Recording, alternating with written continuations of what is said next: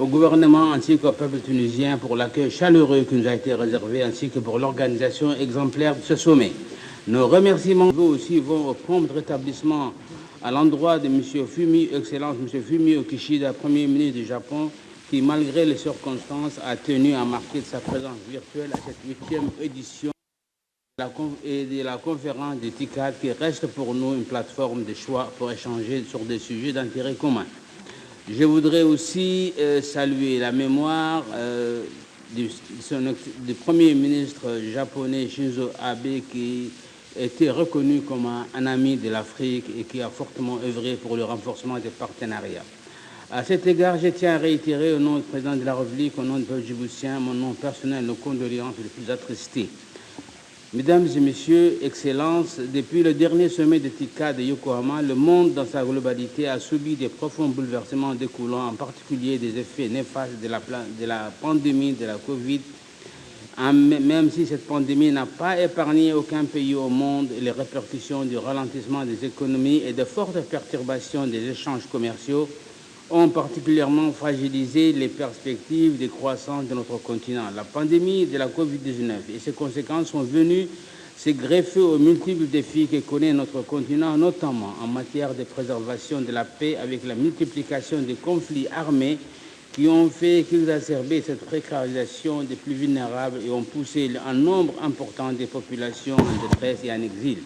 Il est impératif que la communauté internationale, à l'unisson, puisse juguler d'urgence le spectre de la crise humanitaire qui se profile dans plusieurs régions du monde, car l'ONU estime qu'aujourd'hui, 80 pays sont directement confrontés à une insécurité alimentaire liée à la prolifération de conflits armés. À cet égard, mon pays, à l'instar du reste du pays du monde, a dû revoir ses prévisions de croissance à la baisse, prendre des mesures contraignantes mais nécessaires pour mitiger les effets de ces chocs exogènes sur l'économie nationale afin de faire preuve de résilience.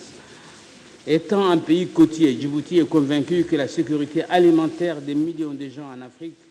repose notamment sur la pêche. C'est pourquoi la lutte contre la pêche illicite ainsi que la préservation de la biodiversité marine demeure une priorité nationale pour notre pays.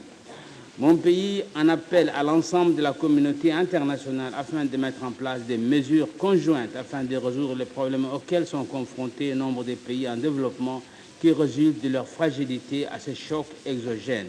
Dans cette perspective et à titre de suggestion, le Japon pourrait renforcer son savoir-faire reconnu dans le domaine de la pêche et l'aquaculture en collaboration avec des organisations onusiennes comme la FAO qui œuvrent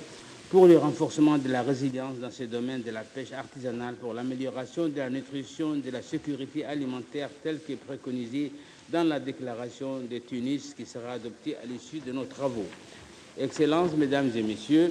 la République de Djibouti, en sa qualité de membre du Conseil de paix et de sécurité de l'Union africaine, ne ménage aucun effort en vue d'apporter sa contribution à la prévention et à la résolution des conflits en Afrique. Cet engagement sans faille pour la paix sur notre continent et en particulier dans notre sous-région se caractérise depuis près d'une décennie à la participation des forces armées djiboutiennes à la mission de l'AMISOM en Somalie, rebaptisée ATMIS. De plus, mon pays participe activement à la formation des policiers somaliens au travers du renforcement des capacités des forces de l'ordre de la Somalie par le biais de l'organisation de nombreux ateliers à destination des unités de police somaliennes.